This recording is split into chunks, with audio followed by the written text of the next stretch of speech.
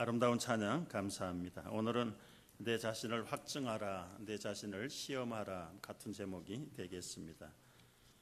언젠가 낡은 차를 운전하고 있었습니다. 어느 지하차도에 들어갔는데 앞에 차들이 쭉 정체 현상을 빚었고 컴컴한 지하차도에 저도 같이 기다리게 됐습니다. 오다 가다 서면서 가다 서다를 반복하면서 조금씩 나가는데 언덕을 막 올라가려고 하는 순간에 엔진이 스탑이 됐습니다. 아무리 손을 써봐도 요지부동 꼼짝을 안 합니다. 순간적으로 당황이 됐지만 어떻게 할 도리가 없었어요.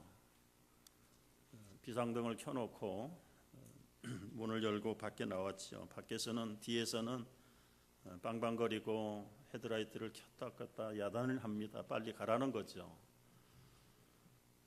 도망가고 싶은 심정이 또 도망갈 수도 없고 비상등을 켜니까 이제 문제가 있다는 걸 알고 겨우 이제 옆에 차선으로 끼어들게 하면서 차들을 내보내는데 지나가는 차들마다 얼마나 눈초리가 따가운지 얼마나 험한 이야기를 하고 가는지 물론 한국에서의 상황이었습니다.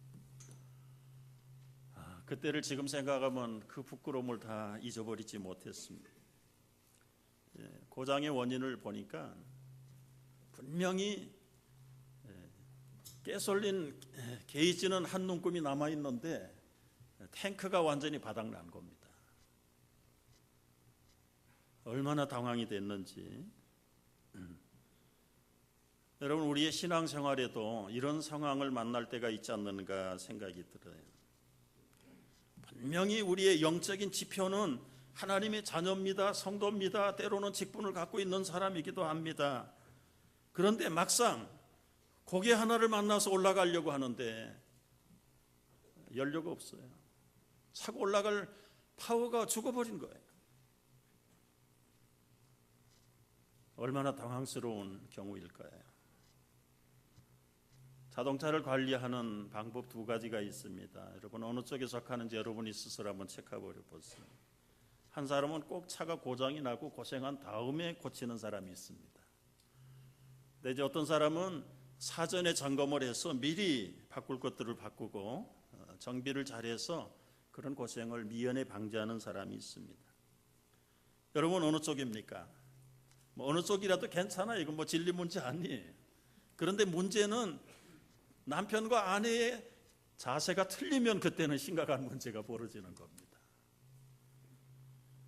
오늘 함께 생각해 볼 성경의 내용들은 바로 내 자신을 시험해 보라는 겁니다. 내가 믿음의 안에 있는지 확증해 보고 검증해 보라는 것이 오늘 본문의 내용이기도 합니다. 나를 확증받기 위해서는 거쳐야 되는 과정이 시험을 봐야 된다는 거예요. 여러분 시험을 좋아하는 사람은 없어요. 학생들조차도 시험 싫어해요.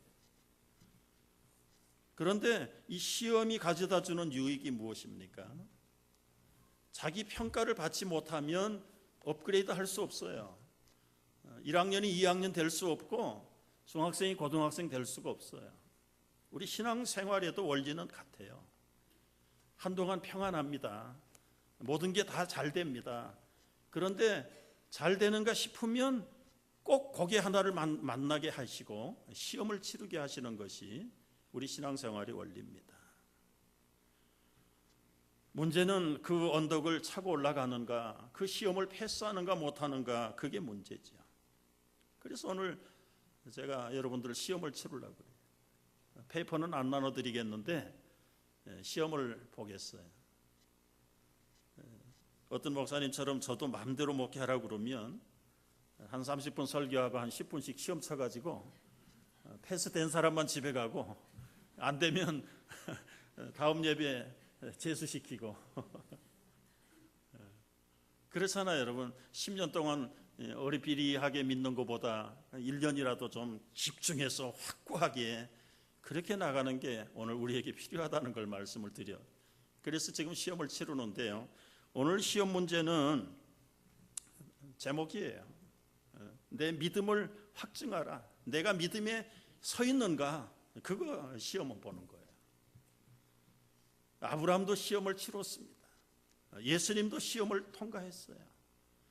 시험이 없으면 편할 것 같은데 그 시험을 통해서 우리의 연약함을 강하게 하고 참으로 또 한 단계 성장해 갈 수 있는 계기가 바로 시험이거든요. 시험 문제는 이미 내드렸어요. 내가 믿음 안에 있는가? 이거를 이제는 세 문제로 나눠서 예수님이 일찌감치 우리를 대신해서 치르셨고 합격했던 그 세 문제를 가지고 다시 한번 우리들에게 스스로 평가를 해보는 시간이 되면 좋겠어요. 첫 번째 문제는 광야에서 시험을 받으실 때 당하셨던 문제입니다.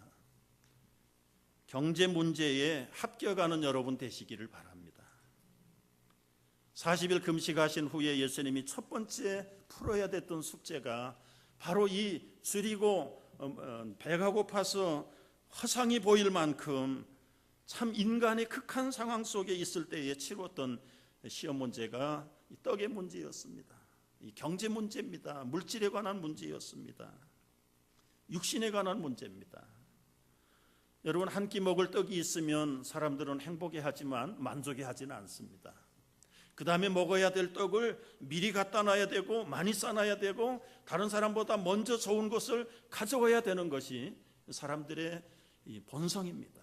그래서 이 먹거리를 준비하기 위해서 사회는 굉장히 경쟁 사회 속으로 사람들을 몰아붙였습니다. 나라와 나라가 이 먹거리를 빼앗는 것은 전쟁으로 확대됐습니다. 성도들의 신앙의 첫 번째 도전과 걸림의 문제가 이 물질의 문제입니다. 바쁘다, 시간 없다, 피곤하다, 왜 바쁘고 왜 시간이 없습니까? 왜 그렇게 분주합니까? 따져보면 직접 간접으로 다 이 물질 문제와 관련이 되어 있는 것입니다. 일하러 가든 직장에 가든 사업자 누구를 만나러 가든 연구를 하든 이 모든 것 뒤에는 다 물질이 연결이 되어 있어요. 우리가 그런 가운데서 신앙생활을 어떻게 하는 게 잘할 것일까? 교회 집회마다 나오는 거 절대적으로 필요하지요. 학교에서도 집에서도 성경을 보고 기도하고 하는 일도 절대적으로 잘하는 일입니다. 그렇게 하면 신앙생활 잘할 수 있습니다. 그러나 이제 그거보다 더 놀라운 것은 이 신앙생활하고 이 경제 문제가 마주쳤을 때에 어떻게 할 거냐, 이거 어떻게 할 거냐. 두 개는 다 취할 수 없어요. 양자택일 해야 돼요. 바로 이게 오늘 우리 첫 번째 시험의 문제입니다.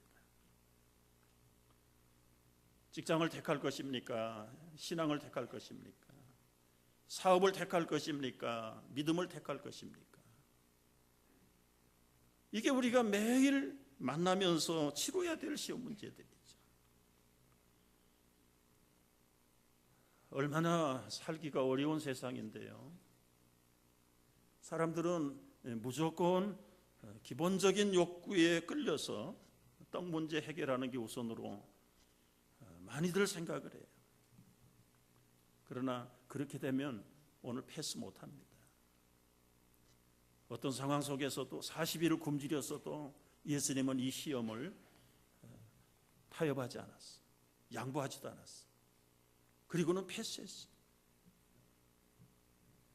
그분은 우리처럼 비즈니스를 안 했으니까 모르죠. 그러나 그분도 똑같은 사람이셨고 그분도 안 잡수시면 똑같이 배가 고프고 조금만 더 지나가면 아마 혼절하고 생명이 위독하고 잊어버릴 그런 연약한 육체를 가지신 분이 바로 예수님이셨어요. 그럼에도 불구하고 이 첫 번째 물질 문제, 경제 문제 시험에서 그는 조금도 흔들리지 않고 요동하지 아니하고 패스하셨습니다. 서울에 이 세관의 고위직을 가지고 있는 나중에야 집사가 됐지만 그때야 예수를 믿지 않던 분이 한 분 계셨어요. 우연한 기회에 복음을 받고 정말 자기를 살피는 가운데 제일 괴로운 문제가 내가 이 세관의 공무원이 돼 있다는 것 자체가 괴로운 거예요. 본인은 고위직이라 뭐 부정한 돈을 받지는 않지만 그 밑에 직원들이 갖다가 정기적으로 상납을 하는데 그걸 받아가지고야 일단은 기분이 좋죠. 그런데 헌금을 하려고 하는데 문제가 생겼어요. 분명히 성경을 읽고 가르침 받은 것은 부정하게 돈을 벌지 말라는 것이었죠. 이 헌금을 드리면 정말 하나님이 기쁘게 받으실 건가? 참 순진하게 믿는 그 신앙생활로 보나 뭐 아니래도 말씀을 비추어 보면은 이게 내가 잘못됐다. 그렇다고 직장을 내버리고 나갈 수도 없는 형편이죠. 참 괴로웠습니다. 시험에 들지 않기를 위해서 기도하라는 가르침대로 기회가 있는 대로 하나님 제가 시험에 들지 않도록 어떻게 하면 좋겠습니까? 도와주세요. 그러다가 해가 바뀌고 이제 새해가 되면서 전 직원들 보직 발령을 다시 하는 거예요. 그런데 이분이 받은 발령처가 어딘가? 그 세관의 연수원 원장으로 나가는 거예요.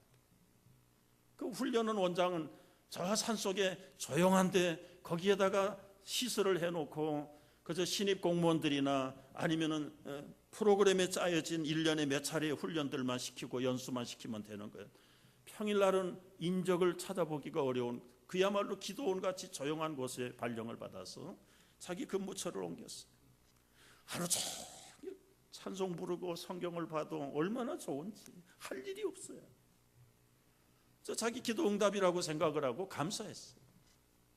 그렇게 한 달을 지났는데 문제는 한 달 지나고 월급을 받아보니까 문제가 생긴 거예요. 집에서는 두 아이들 대학 등록금 달라고 난립니다. 고등학교 다니는 아이 학비 대줘야 된다고 그러고 집에서는 생활비가 모자란다고 그러고 난리가 났어요. 여러분 이분은 후회했을까요? 후회하지 않았어요. 정말 타협하지 아니하고 믿음으로 깨끗하게 산다고 하는 것이 얼마나 사람을 불편하게 만드는가. 현실 사회 구조 속에서 볼 때 뭐 다는 아니지만 그럼에도 불구하고 이분은 후회하지 않아요. 그래서 기도하라고 하시는 말씀 따라서 기도하면서 하나님 이 빡빡한 경제, 어려운 삶 어떻게 해야 되겠는지 하나님 지혜를 주세요. 그러다가 그동안 벌어서 사놓은 평창동의 큰 저택을 팔았어요.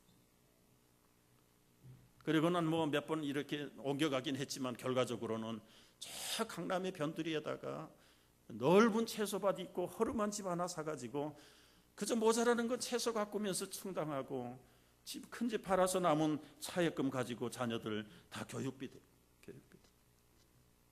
그는 어떤 상황 속에서도 타협하거나 양보하거나 인간의 꾀를 가지고 그 언덕을 넘어가려고 수단을 발휘지 않아요. 결과적으로 강남이 개발되면서 옛날에 살던 그거보다 더 많은 물질에도 갚아주시는 하나님의 은혜를 이분은 채우고. 여러분 이런 얘기를 하면은 어떤 분은 그렇게 반문하는지 몰라. 그래도 그런 분들은 비빌 언덕이라도 있네요. 나처럼 아무것도 없는데 우리 이민자들 속에 그런 분들이 와서 산다면 그렇게 할 수 있을까요? 반문하는지 모르겠습니다. 그러나 여러분 이민의 어려운 삶 속에서도 신앙으로 물질 문제 넉넉히 이기고 승리하는 사람들 간증을 매일 새벽마다 요즘 하고 있잖아요. 더 듣고 싶으시면 내일 새벽에도 오십시오. 뭐 안 올 것 같아서 제가 한마디 할까요? 어려서 아버지 잃어버리고 그야말로 애갓집 저 남부 쪽에 밑으로 어머니 따라서 내려갔다가 그냥 차별당하고 가난해서 못 살다가 중부로 이사 와가지고 중학교 다니다가 그것도 중퇴하고 극장에 가서 팝콘을 파는 소년 하나가 있어요. 얼마나 어려워요. 미국 사람들도 어렵게 살았지요. 믿음 없이 살다가 장가들어서 부인을 통해서 예수 믿고 철저하게 주님 중심으로 살려고 하다가 결과적으로 오늘날 할러데이 인에 그분이 한 15년 전에 세상 떠났는데